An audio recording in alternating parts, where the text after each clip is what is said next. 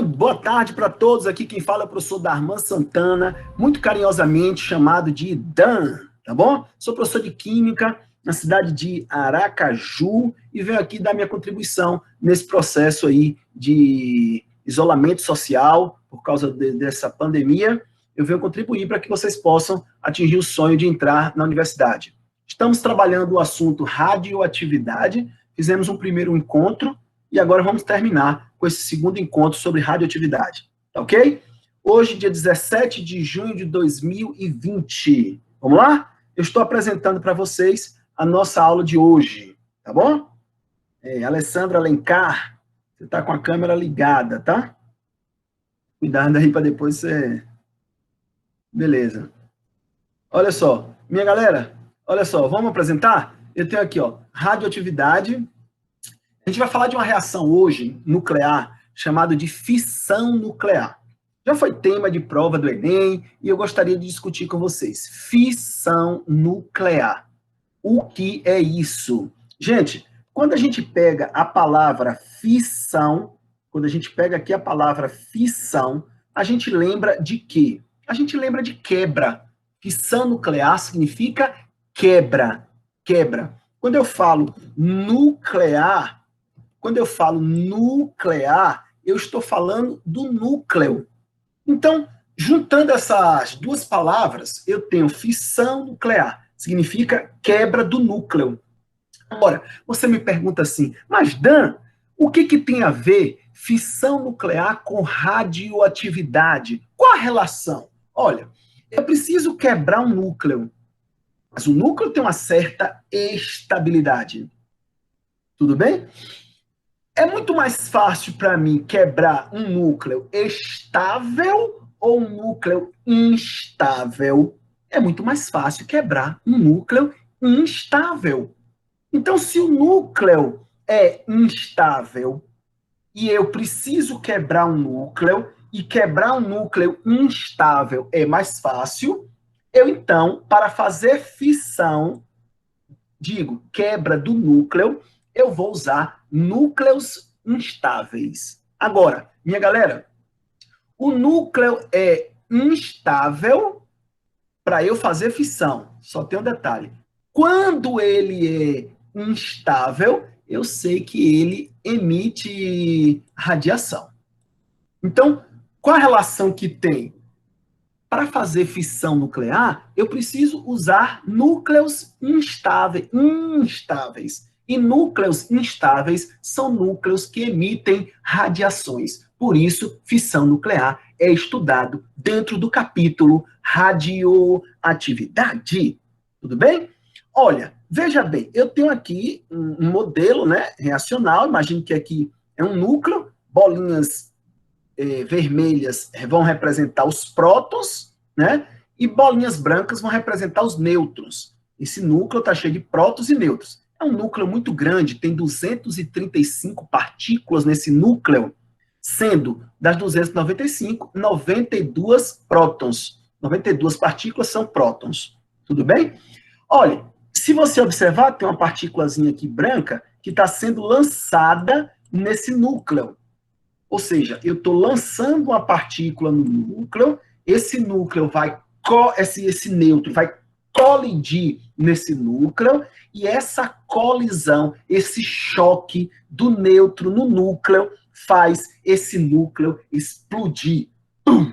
Se partir em dois outros núcleos. Ou seja, eu quebrei um núcleo maior em núcleos menores. Eu quebrei um núcleo grande em núcleos menores. Tudo bem? Detalhe, nome dessa reação, da quebra do núcleo, fissão nuclear.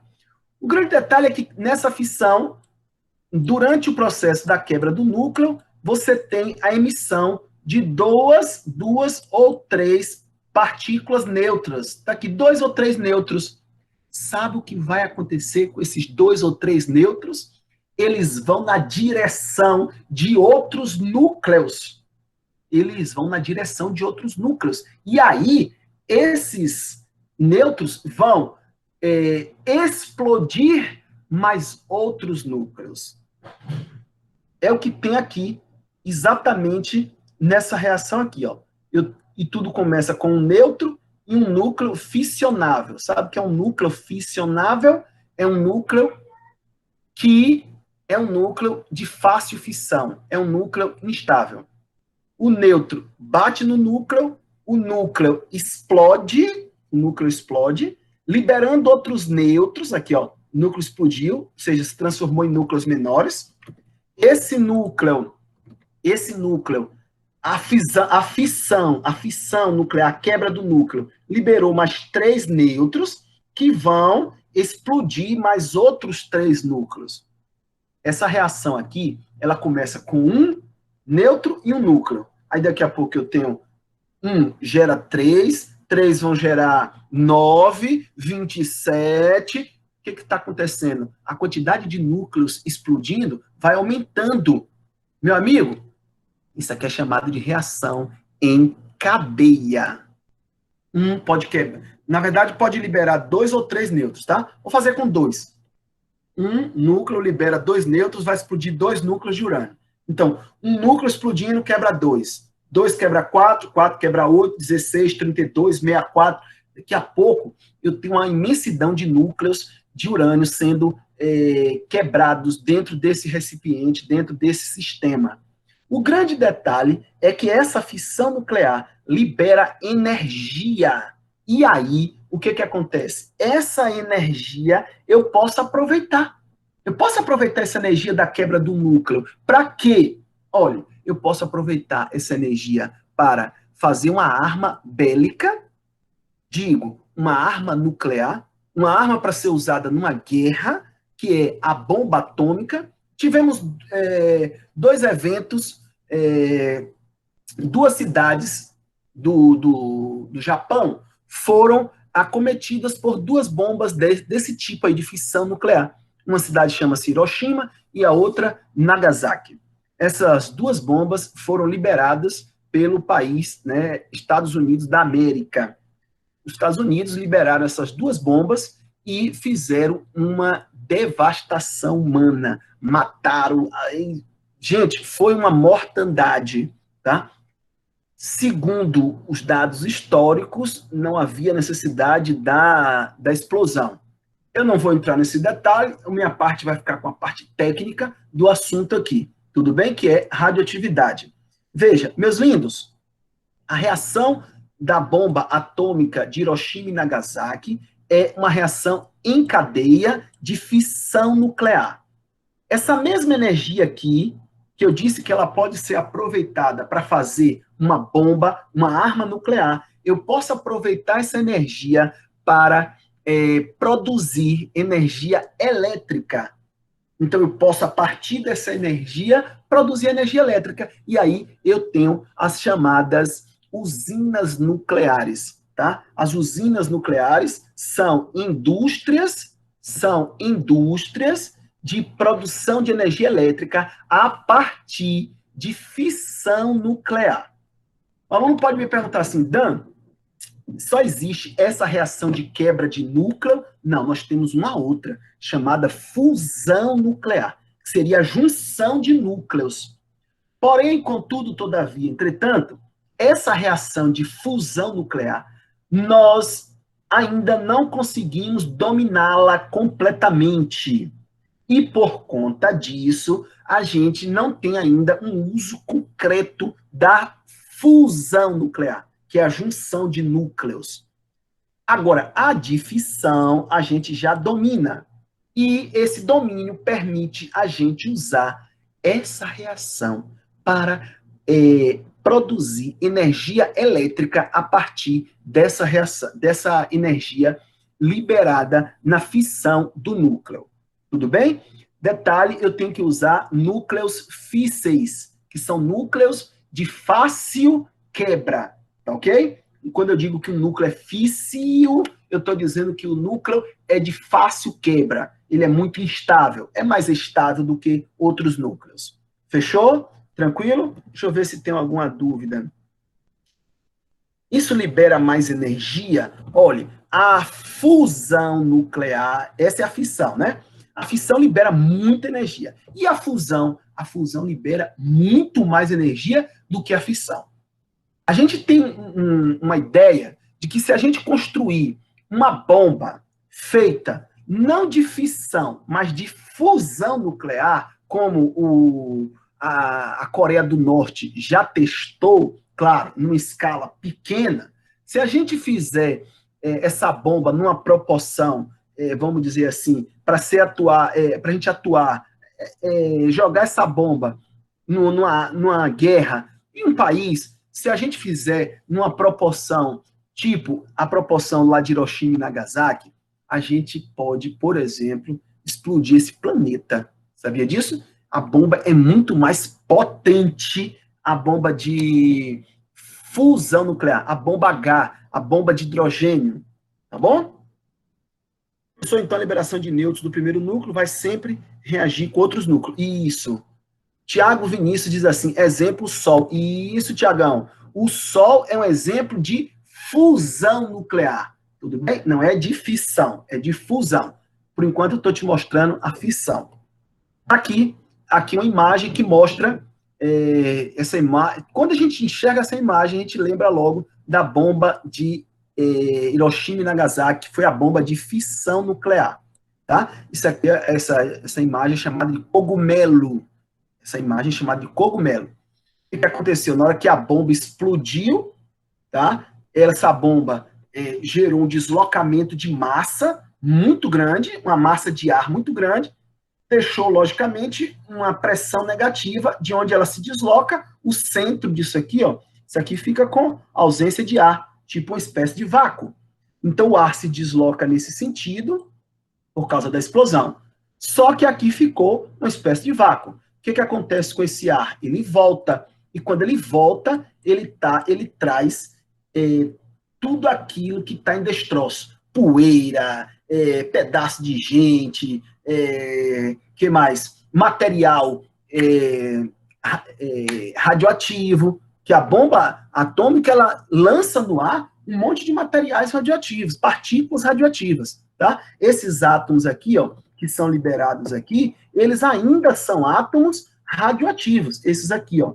E por isso, nesse processo de fissão, nós temos um lixo radioativo muito grande, tá bom? Beleza? E isso vai trazer para a população futura, onde essa bomba ela é liberada, isso traz para as pessoas que sobreviveram a esse evento, por exemplo, as pessoas de Hiroshima e Nagasaki, muitas pessoas em gerações futuras acabaram nascendo com um monte de anomalias. Por quê? Porque a radiação liberada pela bomba, ela danifica o DNA, ela causa mutação genética. E isso pode causar mutação genética nas células sexuais das pessoas que sobreviveram. Digo, os espermatozoides e os óvulos. Então, esses espermatozoides, esses óvulos mutantes, vamos dizer assim, modificados, seu DNA modificado, quando entra no processo de reprodução, essa mutação é transmitida para esse novo ser. Esse novo ser poderá não nascer ou nascer com um monte de anomalias. Tudo bem? Beleza? Darmanzinho, meu lindo. Ô, Marcelo, é Marcelo que está falando? É Marcelão aqui, tudo na paz, meu querido? Grande Marcelo. Estava falando de você nesse instante aqui, meu gato. Eu não peguei, eu só pude entrar agora. Se me permite dar uma palavrinha, você me dá licença para interromper um pouquinho de aula? Toda, você é que manda. Galera, olha só, deixa eu me apresentar para vocês aqui. Eu conheci Darman recentemente, não tem nem uma semana, né, Man? Isso. E eu conheci Darman por um acaso nessa aqui de grupo de WhatsApp, grupo de Telegram. Eu também sou professor, só que eu sou professor de física. E aí, por um acaso, eu acabei entrando de penetra aqui no grupo de Darman. E aí fui me apresentar para ele, bater um papo, e a gente descobriu que nós tínhamos vários amigos em comum e que somos oriundos aí da mesma cidade, de uma cidadezinha do interior da Bahia, que é a cidade de Piauí. Linda, cidade modelo, já Linda foi cidade modelo. Que saudade, né, meu velho? É. E aí eu estava observando aqui sua aula, Darman, e vendo, rapaz, o quanto que a química é prima irmã da física e as duas dialogam de forma tão bacana e tão bonita.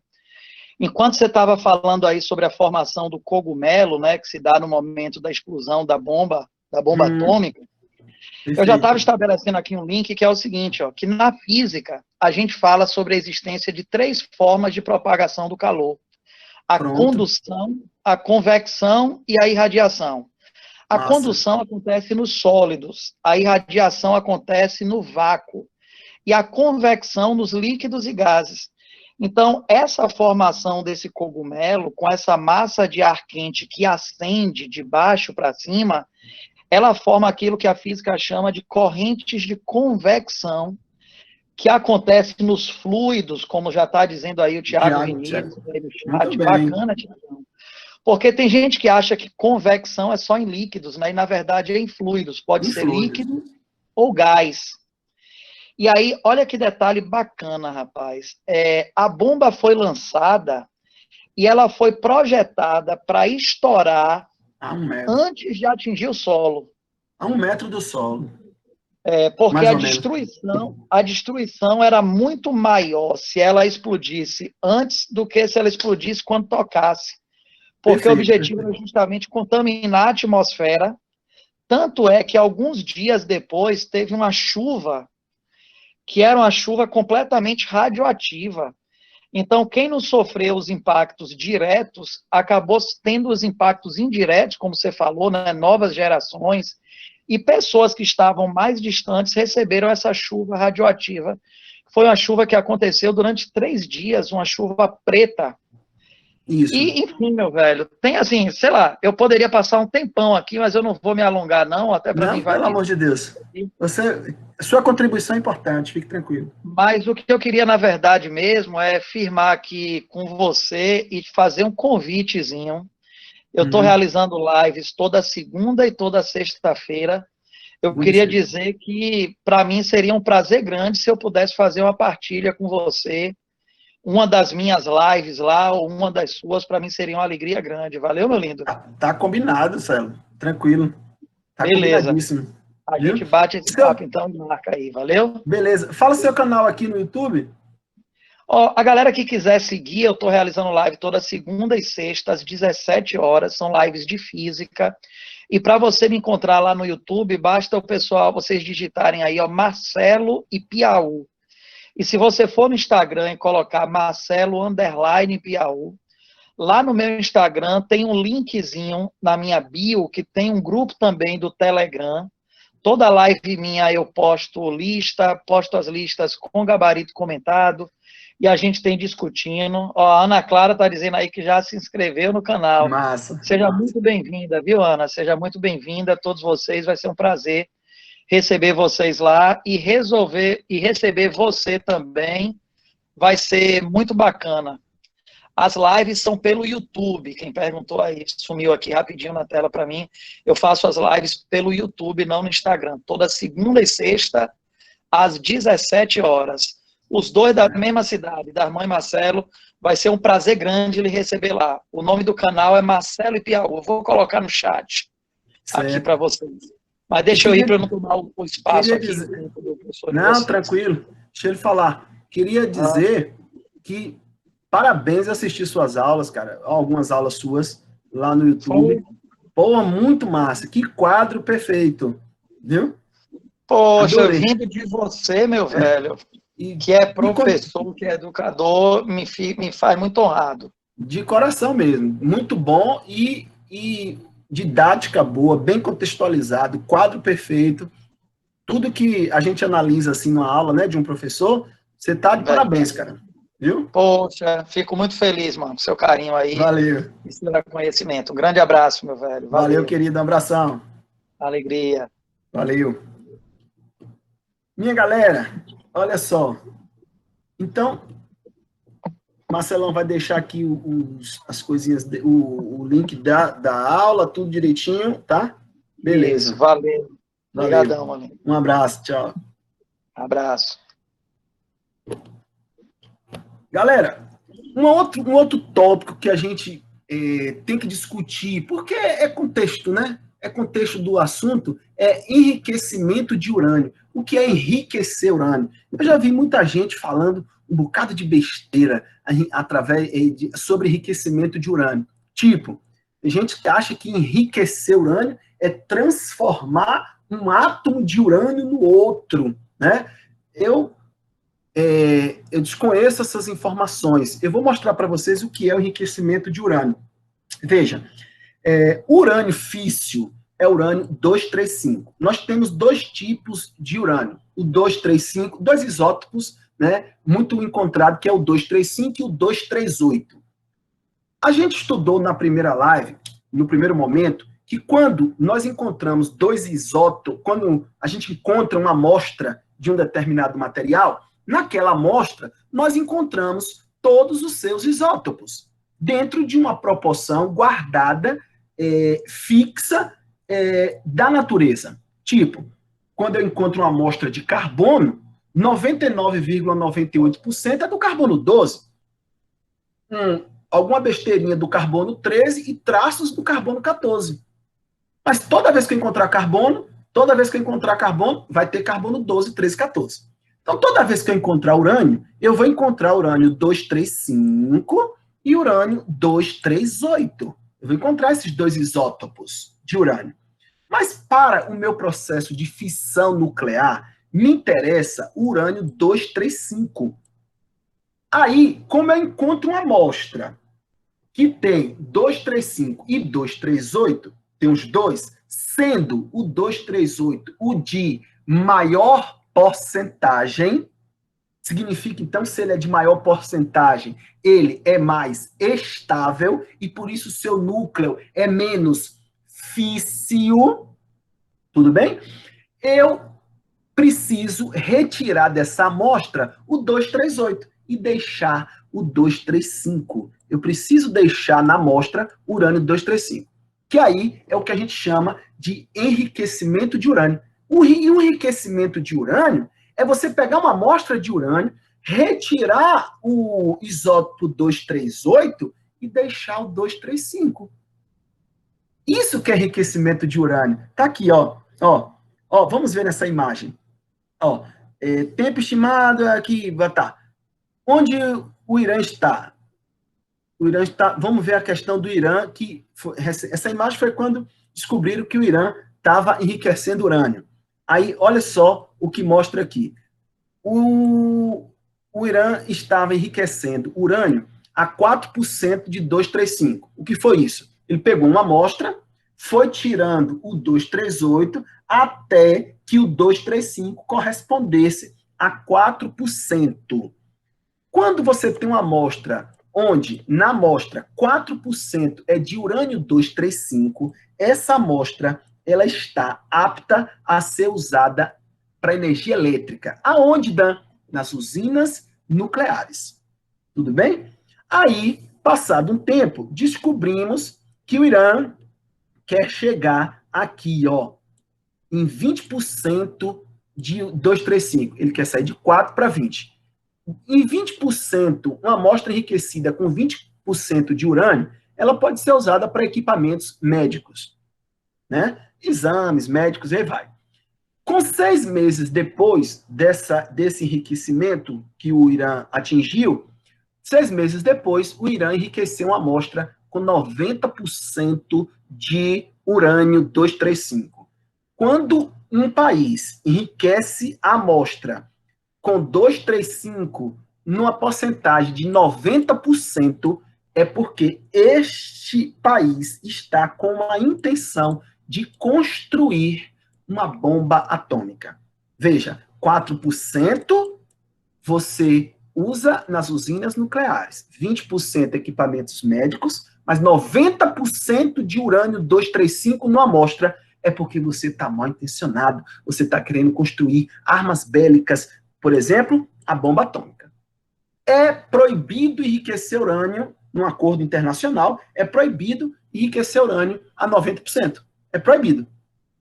Por essas e outras que os Estados Unidos invade alguns países aí, como invadiu Iraque, né? Com qual objetivo? Dizendo, o Iraque está enriquecendo urânio com fins bélicos, nós vamos invadir, que é para poder controlar isso, verificar. Tá, se estava ou não, isso aí não é problema meu. Mas, aliás, é problema, mas não me compete resolver nesse momento aqui de live, né? Do nosso assunto.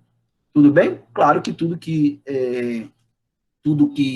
é pertinente à humanidade, né? Tudo que vai trazer danos à humanidade, pertence a todos nós. Todos nós temos que decidir. Meu povo, vocês entenderam aqui o que é enriquecer urânio? Eu tenho aqui, ó, vamos supor, eu tenho 100 quilos de urânio. Vamos imaginar, eu tenho 100 quilos de urânio. Desses 100 quilogramas de urânio, vamos supor que 99 quilogramas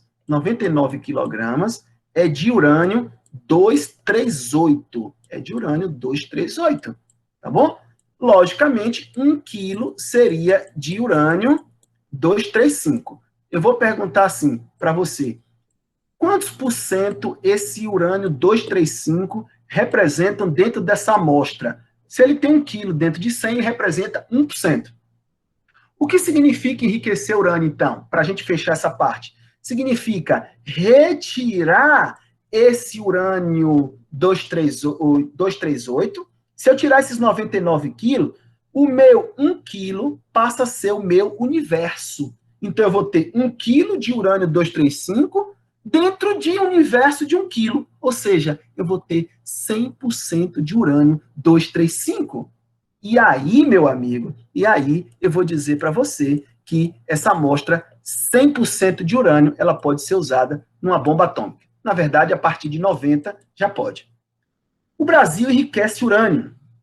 Qual o método que nós usamos aqui para enriquecer urânio? Nós usamos a ultracentrifugação.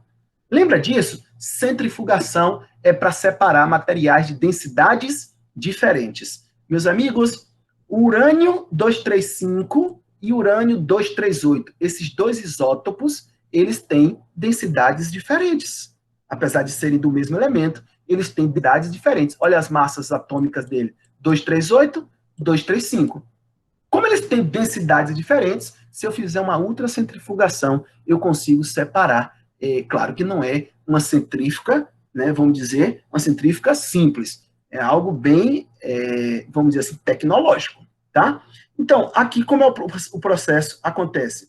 Ó, o processo, a gente tira o urânio do solo, aí você tem um refinamento, você tem a conversão, né? A gente usa aqui, claro que a gente não vai entrar nesse processo aqui, a gente forma o F6, que é o hexafluoreto de urânio, e depois, por uma diferença de densidade, a gente separa o UF6 rico em 238 do UF6 rico em 235. Esse é o enriquecimento de urânio. Tudo bem? Beleza? Deixa eu ver aqui. Obrigada. Isso é descoberto por outros países. Não entendi a pergunta, Cleiton. Você pode reformular para mim, cara, rapidinho? Beleza. Vamos embora. Olha, eu vou com a questão do Enem agora, porque assim, a gente dá o assunto, tem que aplicar. Vamos fazer uma questão? Essa questão foi do Enem 2015. Diz assim: a bomba reduz nêutrons e neutrinos e abana-se com o leque da reação em cadeia. Olha, gente, reação em cadeia é aquela reação que a gente estudou lá, a reação de fissão nuclear. Nesse fragmento de poema, o autor refere-se à bomba atômica de urânio. A bomba atômica de urânio é a bomba de fissão, aquela onde você tem uma reação em cadeia. Essa reação é dita em cadeia por quê? Por que dita em cadeia? Porque um núcleo estoura 2, esses 2 estouram 4, 8, 16, 32, nós temos aí uma PG.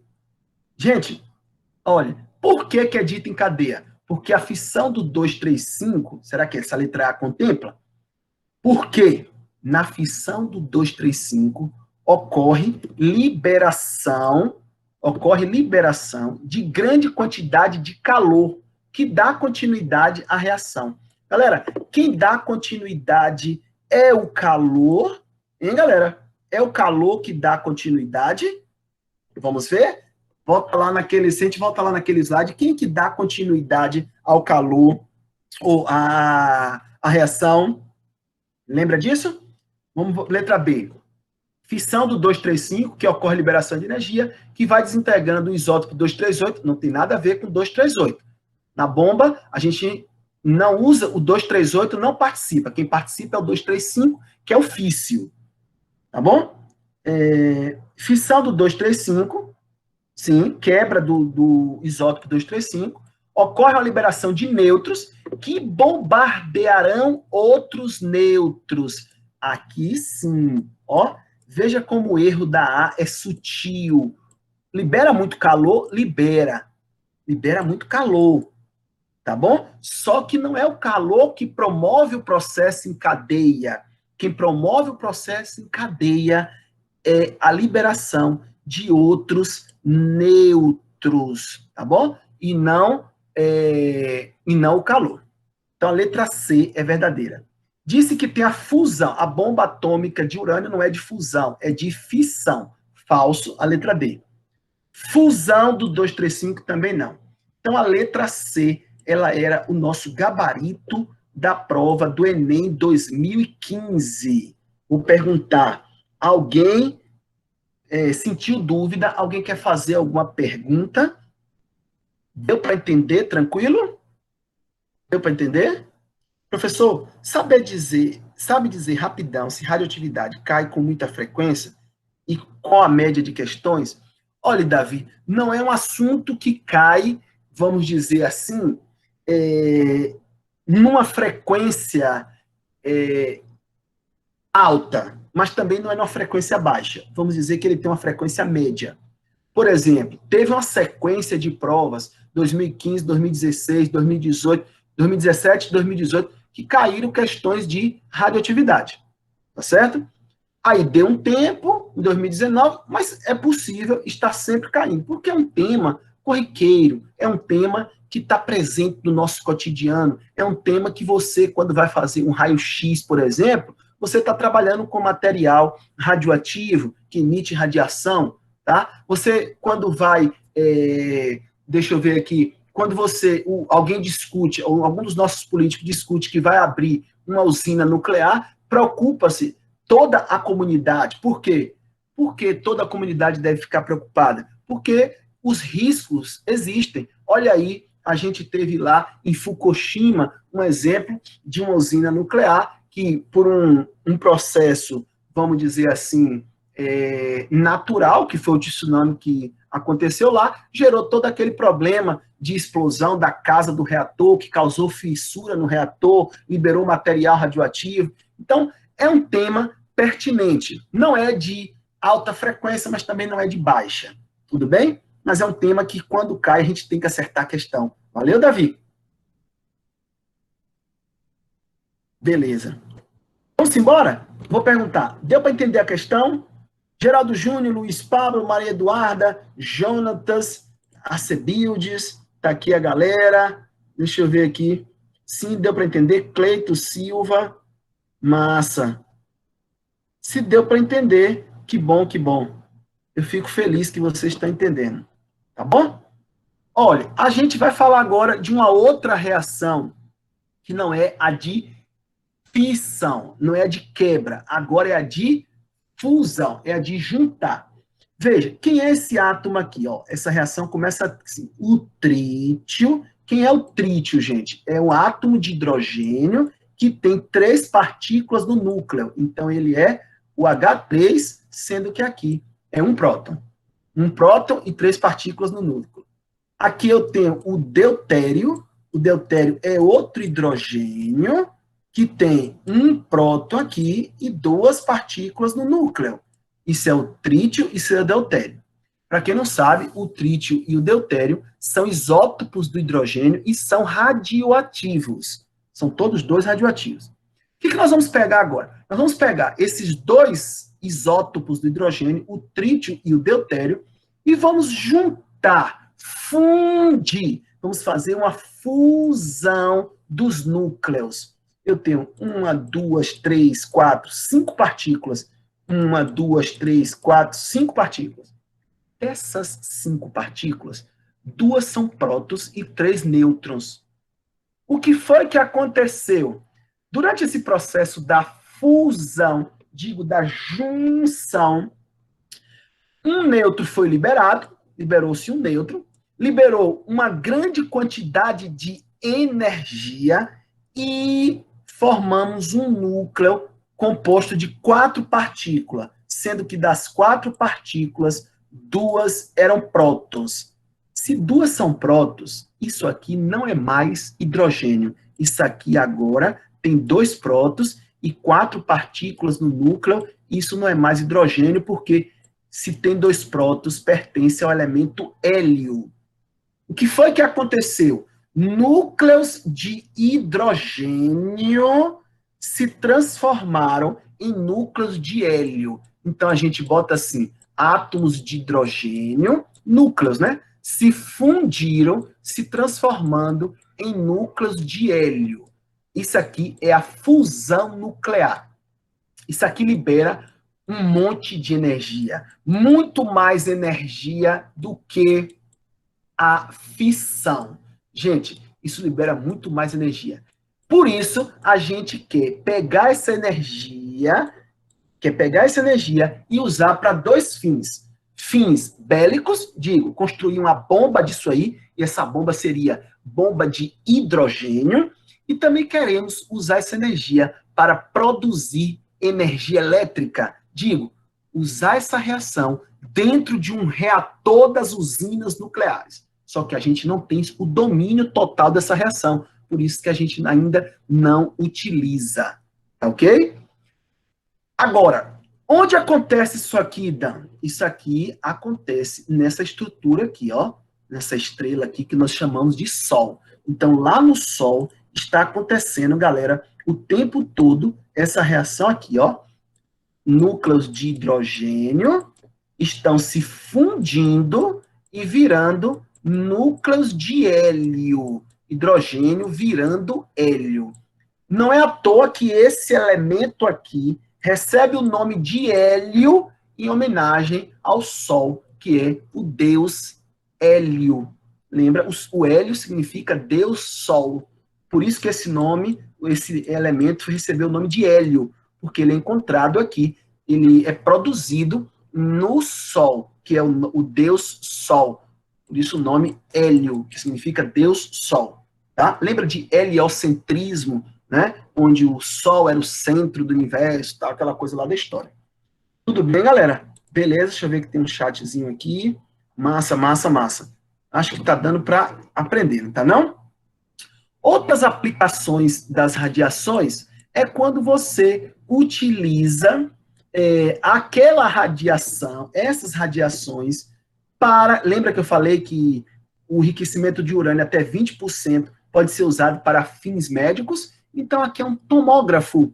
É um aparelho que faz um exame chamado tomografia, e a tomografia é feita com radiação. Então, a tomografia é feita com radiação. A gente usa a radiação dos elementos radioativos para fazer exames médicos. Ok? Beleza? Tudo tranquilo? Vamos embora. Outra aplicação é a nossa usina nuclear. É a nossa usina nuclear. Como é que ela funciona, gente? Olha que legal. Você tem aqui um reator nuclear. Gente, dentro desse reator está acontecendo a fissão nuclear. Está acontecendo a fissão nuclear. Tudo bem? Está liberando calor. Esse calor, aqui está acontecendo a fissão e está liberando calor. Você lembra que Marcelo falou no instante, energia térmica. Esse calor, ele vem para aqui, ó, e ele vai passar para um ambiente onde tem água. Esse azul aqui é água. Aí esse calor sai daqui, galera, e vai para a água. Olha como é que funciona a usina nuclear. Essa água, quando recebe esse calor, ela tá líquida aqui. Ela é água líquida. Ela vira gasoso, ela vira vapor. A água, quando recebe o calor do reator, vira vapor. esse vapor é pressurizado, ou seja, ele é mandado para canalículas, né? Tubos pequenos, para ganhar pressão. E quando ele ganha pressão, ele então passa por uma turbina e ele gira uma turbina. O vapor em alta pressão faz a turbina girar. Essa turbina acoplada a um gerador elétrico faz o gerador produzir corrente elétrica. Veja que coisa mágica. O calor da reação nuclear forma vapor, o vapor movimenta a turbina e a turbina acoplada ao gerador faz o gerador produzir corrente elétrica. Essa corrente elétrica vem para as nossas casas. Só que tem um detalhe, esse vapor passa pela turbina e ele precisa sair para dar lugar a outro vapor passar. Quando esse vapor passa, ele precisa ser resfriado. A gente precisa esfriar esse vapor. E quando a gente resfria o vapor então condensa. Então, esse compartimento aqui será chamado de condensador de vapor. É aquele aparelho que transforma o vapor em líquido de novo, para que esse líquido volte a ser vapor, para girar a turbina, o vapor que passa pela turbina, quando chega no condensador, vira líquido, volta para virar vapor, fica nesse ciclo, vapor, líquido, vapor, líquido, vapor, líquido, vapor, líquido, vapor, líquido, vapor, líquido, vapor, líquido. Nós temos um ciclo, e isso faz a turbina girar e o gerador produzir energia elétrica. Só que para o condensador estar frio, para condensar precisa estar frio. E para estar frio, eu preciso de uma água, um líquido de refrigeração. Normalmente esse líquido é a água. Por isso que a gente só produz energia a partir das usinas nucleares num ambiente próximo a um ambiente aquático. Você vai perceber que as usinas são colocadas em mares, veja Angra 1, Angra 2, né? Foram colocadas em mares, tá? No mar de Angra. Ou num rio, ou num lago de grande extensão, porque eu preciso refrigerar o condensador e para isso eu preciso ter água por perto. O grande detalhe é que, já posso dar uma dica para Enem, essa questão agora é de Enem. Quando esse mar, esse ambiente aquático refrigera o condensador, ele esquenta, porque ele vai roubar o calor do vapor, e ele acaba esquentando. Galera, isso gera, nesses ambientes aquáticos, um fenômeno chamado poluição térmica. Você tem dúvida que isso aqui cai no Enem? Mas cai muito.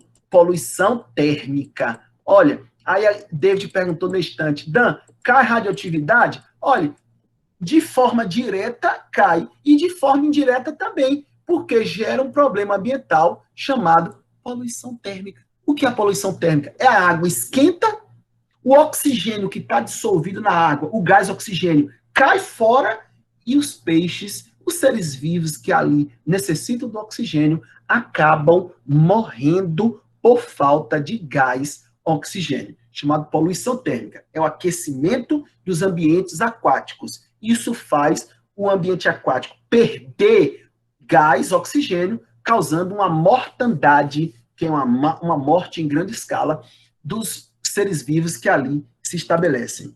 Tudo bem? Beleza? Uma outra aplicação já viram isso aqui, esse símbolo? Significa alimento irradiado. Toda vez que você for comprar um alimento e ele tiver esse símbolo chama randura, tá? Esse símbolo aqui, todo alimento que é irradiado, ele recebe esse símbolo. E o que é um alimento irradiado? Primeira coisa, o alimento irradiado não é o alimento que tem material radioativo, pelo amor de Deus. É um material que recebeu radiação. Assim como você recebe uma radiação quando faz, por exemplo, um raio-x, uma tomografia. Você não sai dali contaminado por material radioativo. Você apenas recebeu a radiação.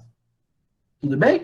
Ô, gente, e para que nós utilizamos esse material por que que nós costumamos a colocar, por que que a gente coloca radiação nos alimentos? Veja, está aqui uma imagem. O material radioativo está aqui. Aí, está aqui o material radioativo, ó. Vou botar aqui, material radioativo. Vou escrever aqui. Material radioativo está aqui. Mas esse material radioativo, ele emite radiação, alfa, beta e gama. Tá? Essa radiação, está aqui um exemplo, ela, já falei disso, a capacidade que ela tem de ultrapassar os corpos, tudo direitinho. Tá? Agora, quem mais ultrapassa é a gama, inclusive, que não é partícula, é uma onda.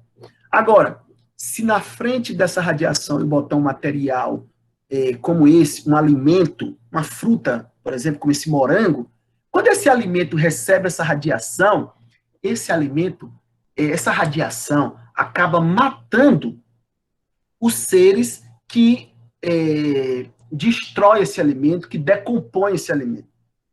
Daí, qual a consequência disso? Olha, se a radiação mata os seres vivos que destrói esse alimento, que decompõe esse alimento, o prazo de validade desse alimento aumenta.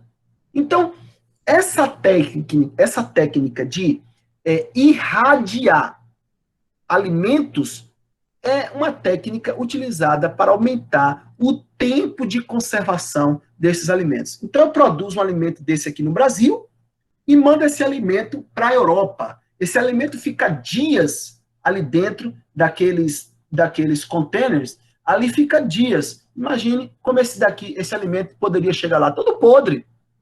Um alimento sensível. O que a gente faz? A gente irradia. Irradia não é botar ele em contato com material radioativo. Não. Ele só tem contato com a radiação. Isso quer dizer que quando esse cara comer isso aqui, ele não estará comendo material radioativo. E o Enem perguntou isso nessa questão, do Enem 2012. Veja quantas questões eu já fiz com vocês, de radiação. Veja, a falta de conhecimento em relação ao que vem ser um material radioativo e quais os seus efeitos, consequências e uso da radiação pode gerar medo e a tomada de decisões equivocadas, como apresentada no exemplo a seguir. O cara está dizendo que a falta de informação pode gerar medo e a tomada de decisões equivocadas, como no exemplo que vem a seguir. Esse exemplo que ele está dizendo é um exemplo de tomada de decisões equivocadas. Uma companhia aérea negou-se transportar material médico, por este portar um certificado de esterilização, quer dizer, a morte dos micro-organismos, por irradiação. Veja, a companhia disse, eu não levo, porque o material foi irradiado. Gente, o material, ele recebeu a radiação, ele não está contaminado por material radioativo. Significa que ele não é capaz de emitir radiação, porque ele não tem o material radioativo. Ele apenas foi exposto à radiação para que a radiação matasse os micro-organismos, esterilizasse o material. A decisão tomada pela companhia é equivocada. Por quê? Pois o material é incapaz de acumular radiação, não se tornando radioativo por ser irradiado.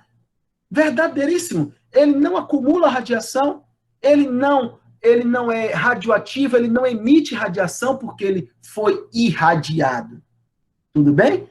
A utilização da embalagem é suficiente para bloquear a radiação, ele não emite radiação.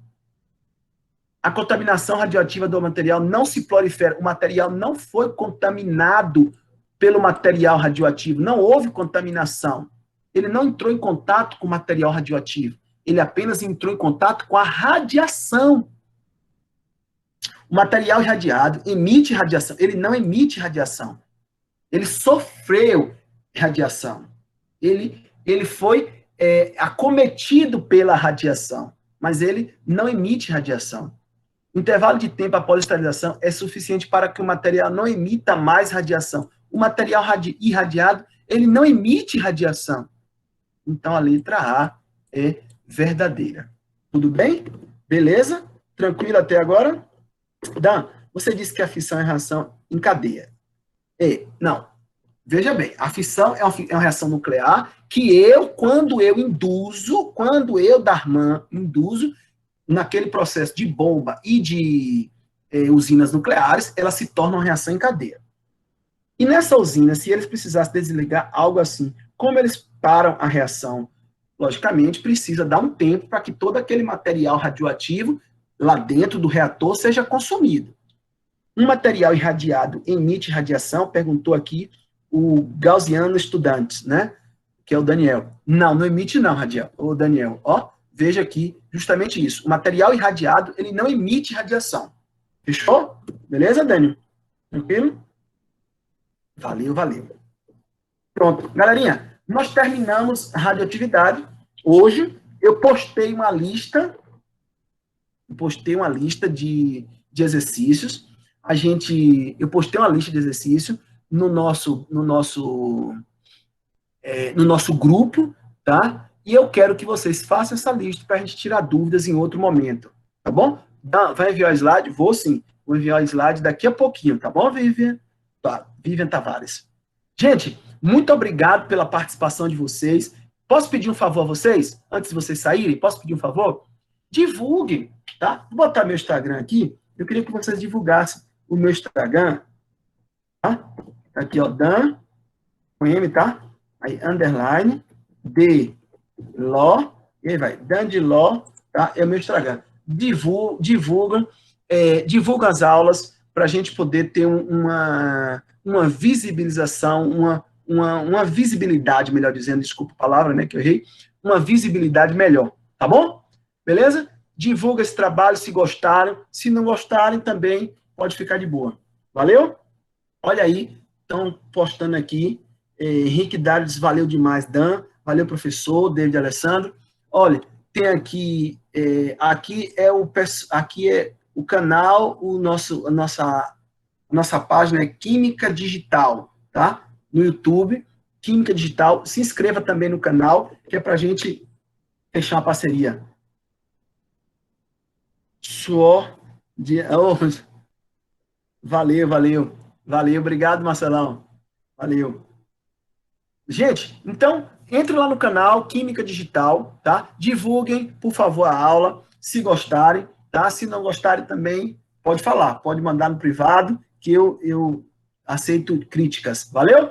Beijo, cheiro, fica com Deus e até a próxima, se Jesus Cristo permitir. Beijo do Dan!